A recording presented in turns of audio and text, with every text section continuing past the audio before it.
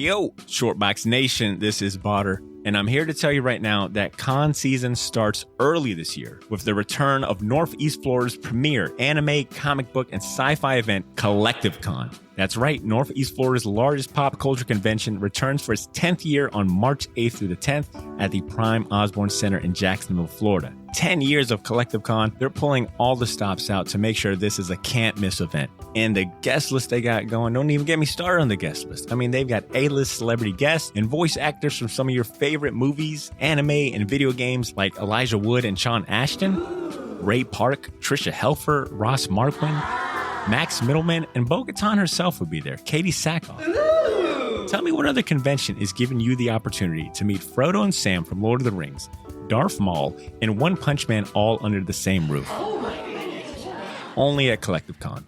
And if you're looking to get some of your favorite comics signed, or if you want to get an original sketch from some of the best comic artists in the world, well, you're in luck, because there'll be plenty of comic and creator guests there, like DC comic artist extraordinaire Clay Mann, Harvey Award-nominated illustrator John Taylor Christopher, Marvel and DC cover artist Chris Stevens, and acclaimed Star Wars author Timothy Zahn. They'll all be at Collective Con this year. And if you're looking to bring the family, or if you want to make a weekend out of it, you're in luck, because there'll be so much going on at Collective Con that weekend in the form of vendors, fan panels, video game tournaments, cosplay contests, after parties, and a bunch of fan events. You can purchase single and 3-day weekend passes now using the link in this episode's show notes, or by going to collectivecon.com to book your tickets and hotel. Buy your tickets now, and I'll see you at Collective Con, March 8th through the 10th. Now let's start the show. Yo, Shortbox Nation, welcome back to the podcast. How's everyone doing? Hope everyone's feeling good, feeling great. If you're new to the show, welcome to the podcast. My name is Botter, and this is the Shortbox Podcast, the comic book talk show that brings you the best conversations about comics and the pop culture inspired by them. Now, next I would be saying, hey, this is episode 399, but this is actually a special little side episode, right? This is like a side issue. This is a one-off from the main series that I wanted to drop. I wanted to share this episode because originally I was going to take this week off in preparation for the 400th episode, which we're recording this Friday, August 11th. So if you haven't sent in a voicemail, or if you want to be a part of the 400th, there's details in the show notes. But this is a special little side episode that was originally recorded for another show called First Coast Connect. All my Jax peeps know what First Coast Connect is. It is a fantastic radio program that airs on our local radio station of WJCT. What most of you might not know is that the incredible, incomparable, extremely talented Al Letson is the interim host of First Coast Connect. Now, Al Letson and myself, and really the Shortbox, we've got history. Al Letson is a good friend of the show. He's been a guest on this podcast 3, maybe even 4 times now. For the uninitiated, Al Letson is a multi-hyphenated talent. Now, he's a public radio host. He's a podcast host. He's a performer. He's a comic book writer, a TV writer, a playwright, an actor. He's just an all-around incredible human being. I had the privilege of coming on his show this week, or last week, to talk about comics and superheroes. Al is a big comic book nerd. He's also worked with DC. He's a credited writer for DC Comics. So it was a lot of fun to be able to go on his show and just reconnect, talk comics, talk the origin of the Shortbox, and we even got to take calls from listeners, and it was awesome. And to be on a show that was like live broadcasted was a huge honor, and I was definitely nervous.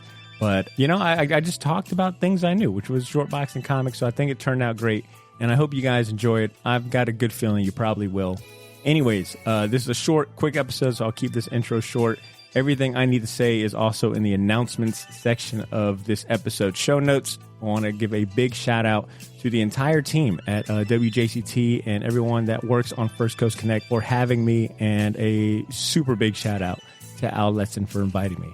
Enjoy the show, and I'll catch all of you next week, all right? Peace.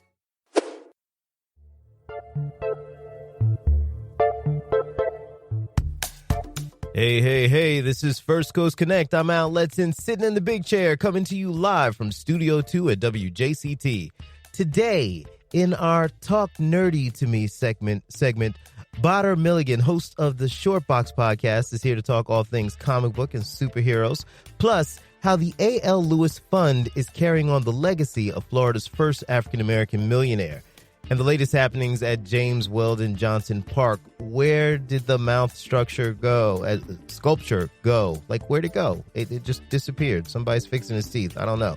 But first, in our Talked Nerdy to Me segment, my dude, my friend, Potter Milligan, host of Shortbox, a podcast about comic books and a whole bunch of other stuff, joins us in the studio. Potter, what's up, man? Man, it is a pleasure, man. It's a pleasure being here, Al.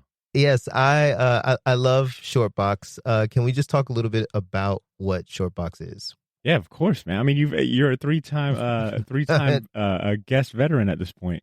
So the Shortbox, for the uninitiated, is a comic book and pop culture podcast that myself and my amazing team of co-hosts and friends have been doing for the last 11 years now. 11 years. That's we were early in the game, but if you're a fan of comic books, interviews with artists and writers, we do comic book reviews, book report. Well, not book reports, but comic book reviews, movie reviews. We do interviews, artist spotlights. We try to cover everything that in the comic book culture kind of gamut.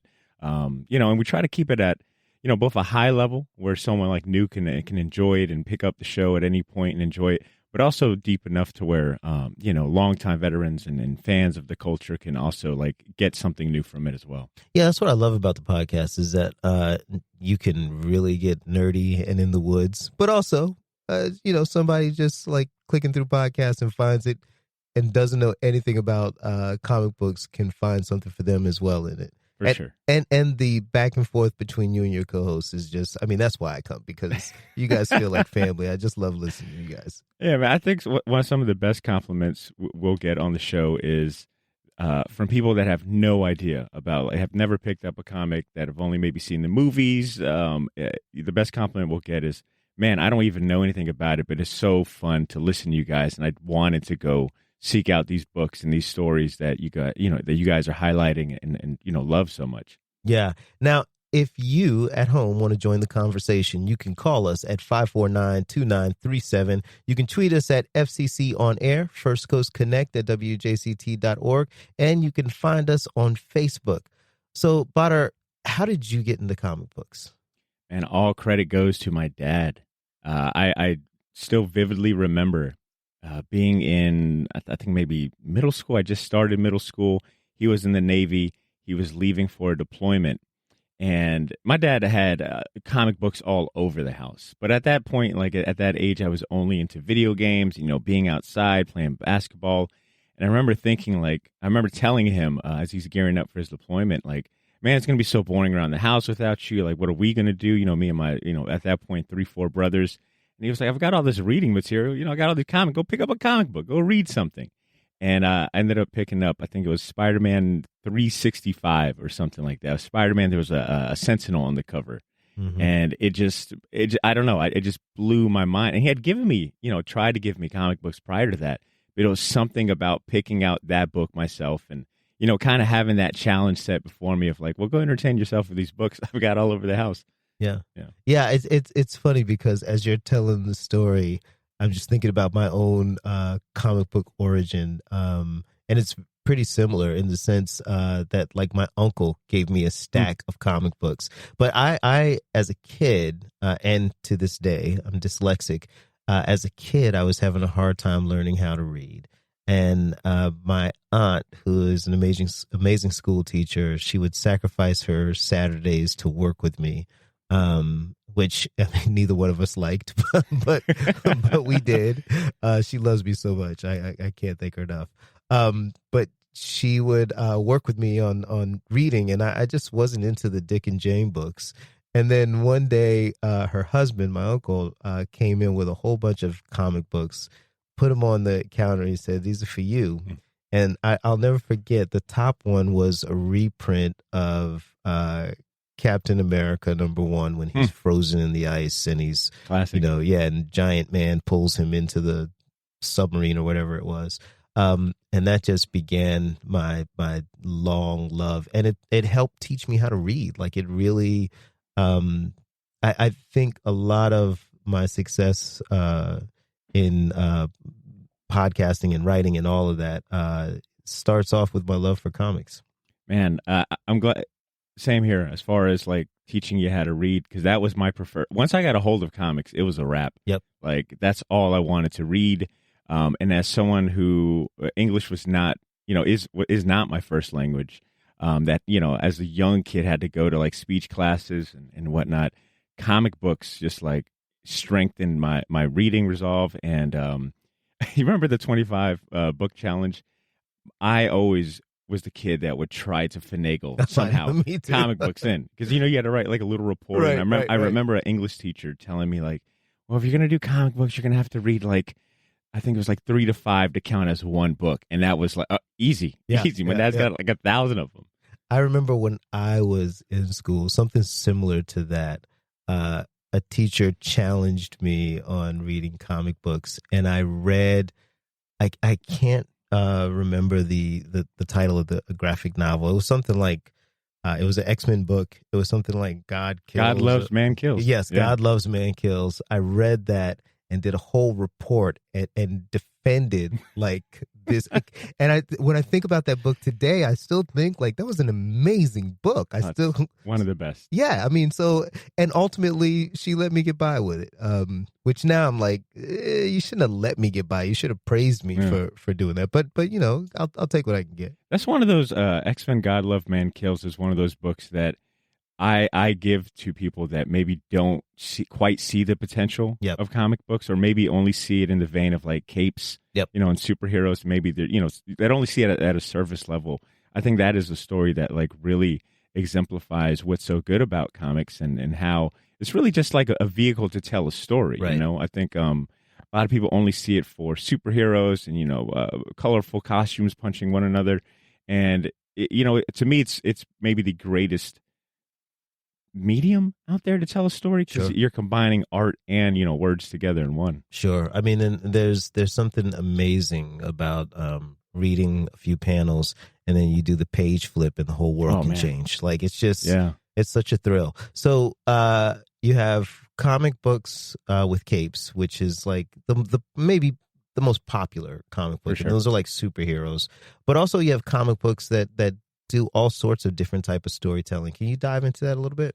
Yeah, absolutely. So when we think of like superheroes, I think it's easy to immediately go to Marvel and DC. They're kind of like their own genre at this point. Yeah. But, like I said, comic books being a vehicle to tell a story, well, when you think of it that way, it can tell any type of story, thus any genre of story. There's so much more to comics than just superheroes. You could tell crime noir stories. You could tell grounded stories, even like just biographies and autobiographies. I was reading Slaughterhouse-Five for the first time this year, and I read it in graphic novel form. It was in comic book form, and I can't recall the artist and author, but it was such a unique. I've heard about this classic, and then I get to read it in my favorite format. Pictures and words together, and that's just an example of the different stories that you can tell through comic books. When you start looking at it from genre's sake, it really opens up the world for you. Do you see, I think I know the answer to this question, but do you see comic books as literature, or do you just see them as something separate? 100% literature. I mean, I've been fortunate enough to speak to so many writers that work in comics, and they treat it with just the same, a high level of regard. This isn't, throwaway medium or, something just to be disregarded. Like, there is a story to be told. And when you look at like good comics and you're reading like really good comics, like, you're getting just as much, intricacies and idiosyncrasies and, commentary on political, social commentary. All of that could be told in comic books, like good comics. It's just a matter of good storytelling. And once you find, that author or that writer or even like that artist that speaks to you, that's the way to go. Yeah. Tell me about the Jacksonville comic book community. Like, how many stores are there? Like, I have a store that I go to. It moved out of my neighborhood now, Coliseum of Comics, so I got to find a new one. Yeah. But what's the culture like around it in the city? So Coliseum of Comics obviously has a huge presence in Jax. They've got multiple shops. They have a little bit of everything for everyone. My personal favorite shop, and the one that I regularly go to, is Gotham City Limit and Southside Boulevard. It's run by maybe the best showman when it comes to comic retail, and that's Ben Kingsbury. He's the owner. Once again, he's got a little bit of everything. He makes it a lot of fun. He greets people. He's got a lot of energy. Clearly loves what he does, and there's not a comic book that he could not tell you about. And they sponsor your podcast too, right? Yes, they do. I guess I should. Yeah. I guess I should mention that at the top. But he's been a great partner in terms of if when we throw live events, comic book events here in town, he's the first one to come up to bat. He wants to see the culture thrive. And then you've got shops like Mythical Mountain, that are run by that is like your mom and pop shop. Mm-hmm. It is run by some amazing people, kind-hearted people, and they had expanded their operations as well. But in terms of comic retail, there's so many different offerings and shops in town that cater to different folks and different appeals. Like if you want your graphic novels and or you're a single issue guy, or you just want like toys and Funkos, like all of these shops kind of cater towards a certain demographic, but also welcoming for anyone that wants to get into the culture. Yeah. So now, going into the larger pop culture, the TV and movies, there was a time when a comic book movie coming out was like such a big deal. It was a big deal. It was a really big deal. I mean, I remember when the Tobey Maguire Spider-Man movies came out. Like, I remember watching it and thinking, like, I grew up watching the little cheesy I love the Spider-Man comic book, but I grew up watching the cheesy live action Spider-Man, which, was quaint for its time, but like watching what you could do in today's day and age, and like Tobey Maguire, who, will always be my favorite Spider-Man. Okay. Just watching all of that, like, it's like, I mean, Spider-Man 2 with Tobey is like, come on, you don't get any better than that. Yeah, Doc Ock, come on. Yeah, but now it's not as big of a deal. Yeah, well, I mean, we've had so much superhero comic book content come out. Movies, television, animated series. Like it really does feel. It almost, it's like, as a comic fan, it's like, kind of be careful what you wish for. Like, yep. The floodgates have just opened, and we've gotten so much of it. And I think that's why you kind of see like that phrase superhero fatigue being thrown around. Before we get into that, you're listening to First Coast Connect. I'm Al Letson, talking to Bader Milligan, host of Short Box Podcast about comic books. You can join us on the studio at 549-2937. You can tweet us at FCC On Air, First Coast Connect at WJCT.org, and you can find us on Facebook. Superhero fatigue is a word that's been thrown around a lot. And as I was watching Marvel's Secret Invasion, I felt like I have got superhero fatigue because, like, why did I watch this? What? No, it was not. It was not good. And me and my lady, me and my girl, we checked out after episode 2. I said, baby, I think we can let this one. Okay, we can let this one go into the sunset. That makes me feel good because you're like who I look up to in comics. So, like, if you checked out, it means that it was okay for me to check out a long time. I stayed to the end, and let me tell you, it was not a good end. Man, it's just so much. I call it content overload, not just superhero fatigue, but content overload. When you think of like all the shows you want to watch, you could be watching, ones that you want to watch to talk with friends and be part of like the cultural zeitgeist.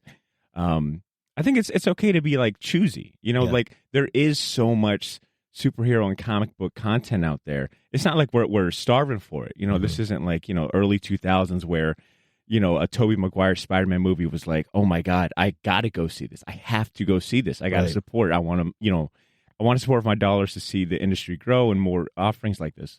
Well, it's not that time period. We've got like an abundance of comic book content. So I think we could be a little more choosier, with our time and our energy and what we choose to support.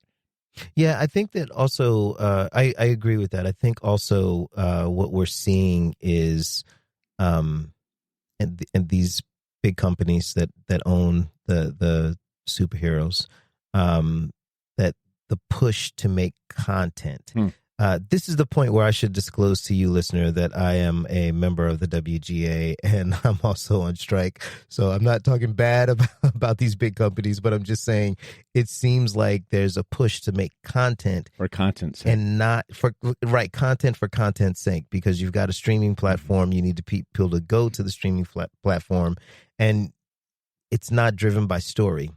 And so if it's not driven by story, like the Marvel Comics version of Secret Invasion actually was not my favorite thing. Like I kind of, I didn't like it as a comic book, mostly because I didn't like the idea that like, wait, I've been following these characters and now you're telling me they weren't these characters. That always irritates me in comics. Like the Clone Saga in Spider-Man, all of that stuff. But I got really nerdy for people just then. But it resonated with me. Yeah. Thank you. But I think that they had this story. They needed content. They decided to do it, and it's like it doesn't feel like it was done with a storytelling with storytelling coming first. Yeah, more like. Just like, okay, let's get people to watch, you know? Yeah, and I feel like the stakes, too, leave much to be desired. Definitely. Just staying on Secret Invasion for a quick second. In the comic books, it was like, a summer kind of blockbuster event. Like, that was the main focus of Marvel when it came out in comic book form, a few years ago at this point. And I was a little curious why they went, like, the Disney Plus route. I feel like with Disney Plus, something about the stakes feel a little lower. Yep. And, we're talking about, aliens, taking over the bodies of these heroes we know. So it just felt much smaller. And I didn't feel like the stakes, I feel like just in general, the stakes haven't really been there with the MCU in specific, because now you've got this multiverse going on. And there's a lot of they could rewrite things. Oh, that's not actually the case. We can, all these like loopholes, and it kind of takes away from the stakes, in my opinion. Yeah. I agree. Do you think that after stuff like Secret Wars, like Secret Invasion, that was not rated very well and generally did not get the eyes that they wanted, that we'll see a shift into changing the quantity and maybe focusing on quality?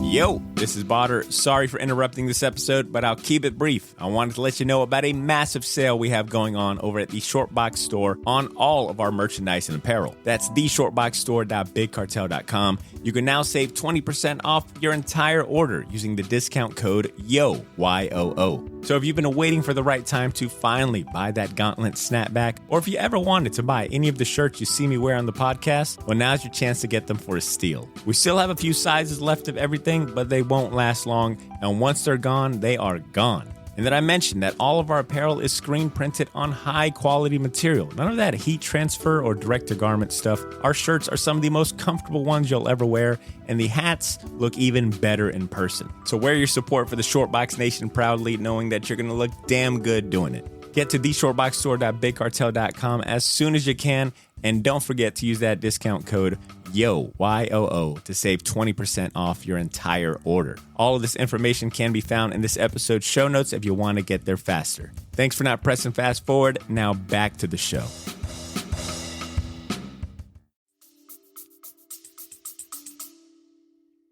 It feels like that. From what I've read, from what I've been tracking in regards to how, like, your Bob Igers and just your Disney studios in general have been kind of, I think they're going through like a restructure and replanning. I think some of the titles that they had planned for Phase 5 have kind of shifted in terms of scheduling. I think they maybe want to slow down.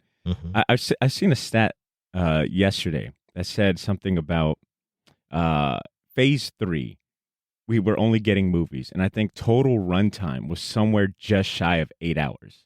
And then when we shifted into this Phase 5 and started introducing like the Disney Plus shows, like your WandaVisions, your Lokis, and the movies, it like quadrupled to almost 80 hours of content. Yeah, you know what I'm saying? It's like that is such a drastic change in the amount of like content that we're getting. And they still kind of continued on that through with the next phase as well. And I just feel like I think they're maybe rethinking what shows they have slated up and how quickly they're going to pump these shows out. Is there anything that you're looking forward to that's coming out in the future?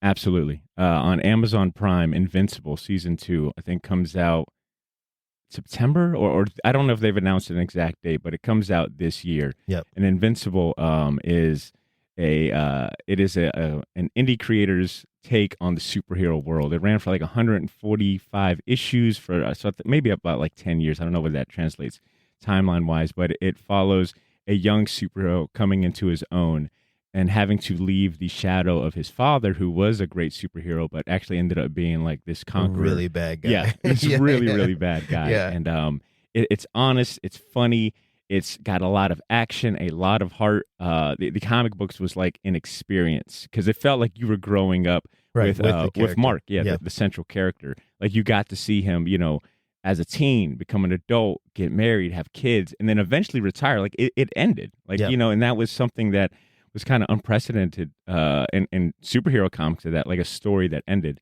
So Invincible season 2 is coming out on Amazon Prime. If you're a fan of animated shows, I highly recommend it. Yeah, I loved the first season. Actually, a friend of mine wrote on the first season. Oh wow. And he had such a great time. And that was created by the same person that created the Walking Dead comic book, Robert Kirkman, and also a part of the TV show. So it was amazing. What else besides that one? Anything else? You know what? I've got a few comic book suggestions. And maybe this is for your listeners that I may be a little timid about going into a comic shop. I was thinking of like, how can I recommend someone completely new go into a comic book shop with confidence? And I think your best bet would be to go to any one of these comic shops we name, whether it be Gotham City Limit or Coliseum or Mythical Mountain. Go into there and find the graphic novel section. Yep. Because those are your best bet. You won't have to do any digging of like, I've only found issue 1, but I can't find issue 2 or 3. Right. Find a graphic novel, kind of treat it like a blockbuster. If you were old enough to like be around that time, like think genre wise. What are you into? What's your favorite movie? What's your favorite show? Do you like crime? Do you like, thrillers, whatever it may be? Like look for a genre and find a volume 1 of a trade. And I got a few suggestions. Yeah, give me yours. Maybe my favorite comic book that has come out this year has been Do a Power Bomb by Daniel Warren Johnson. He's both the writer and the artist. Okay. And it is, he wrote this during the lockdowns. He got really into wrestling. And he wrote this wrestling story about a young girl that wants to follow in the footsteps of her mother, who's this great wrestler, but she ends up getting killed in the ring. So now, the young girl ends up quitting wrestling, but this necromancer shows up and is like, hey, I've got this tournament going on. If you win, you get to bring back one person of your choosing.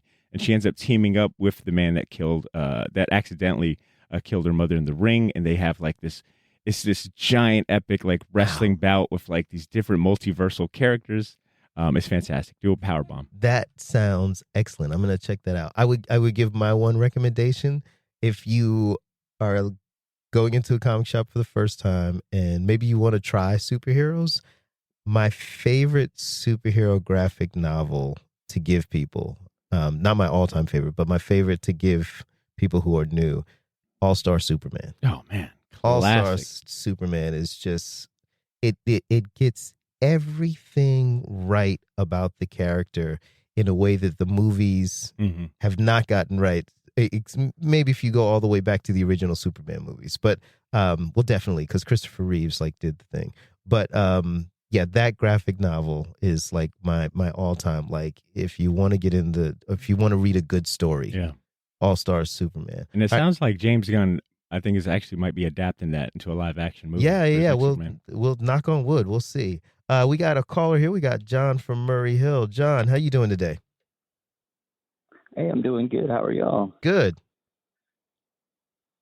What you thinking about today? So I guess my question is, and I was listening to you guys talk about superhero fatigue and cinema and TV and, that kind of content. How do you guys feel about comics in print when, it is kind of like a money grab at this point, at least I feel that way, because you're getting the same story with like multiple variant covers, which I'm not against because I love the art of comic books also. But how do you guys feel about that?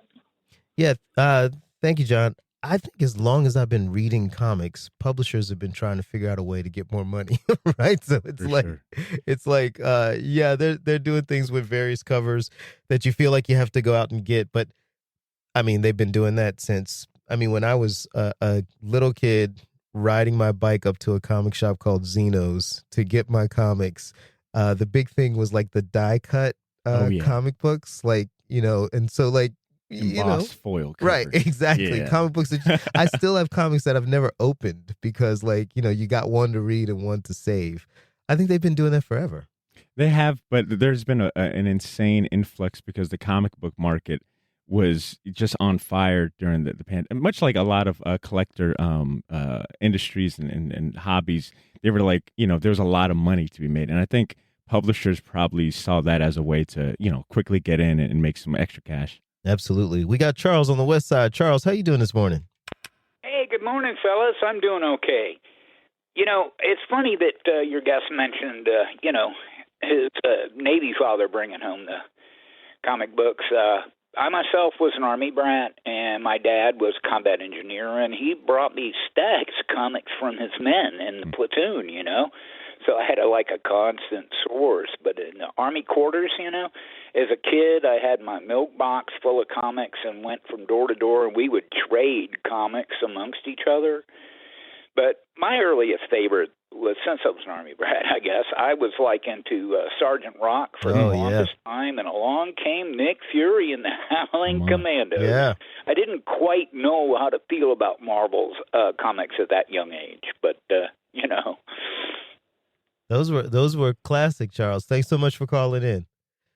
So, Batter, before we go, let's talk about the Jacksonville Podcasters United group. So, Yes. This is a group that you helped put together of all the podcasters across the city?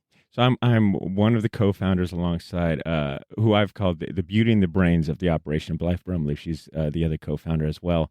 So we founded it in 2018 with the simple mission of seeing what other podcasters were in Jacksonville.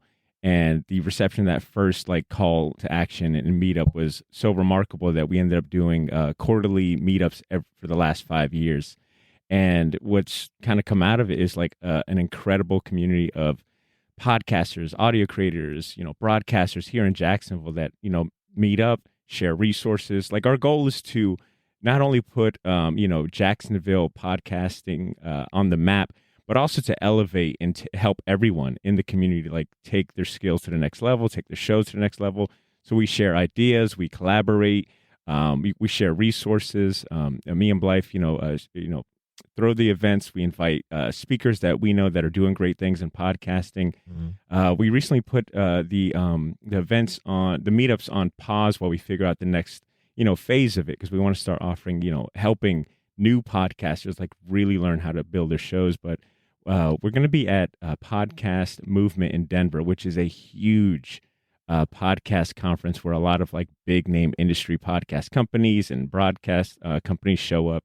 And we're actually going to be telling the story of the Jax Podcasters United because we feel like it's such a great story of community and podcasting. Podcasting is such an isolated and totally. silo thing to do, right? It could sometimes just be you on a mic, talking to no one and hoping that it reaches someone. And we feel like with the Jax Podcasters United, we've really put a spotlight on the power of community and sharing resources and elevating one another. How many podcasters, are part of the group? So the group has got about 450 members. Wow. Yeah, and over the last, and I mean, me and Blythe have pretty much interacted with a lot of them, if not all of them. Throughout the course of the 5 years we've been doing the Jax Podcasters United, we've had the opportunity to meet so many podcasters that you just don't know are here in town. Just the different, much like comic books, podcasting can be about any genre. Right. And that's what it's been so eye-opening is man, there's so many people covering different topics. It's been remarkable. All right, y'all. I have my dude, Bader Milligan, host of the Shortbox podcast in the studio. Thank you, my friend, for coming in and talking nerdy to me. The pleasure was all mine, man. Talk soon. Thank you. All right, and we will be back after this.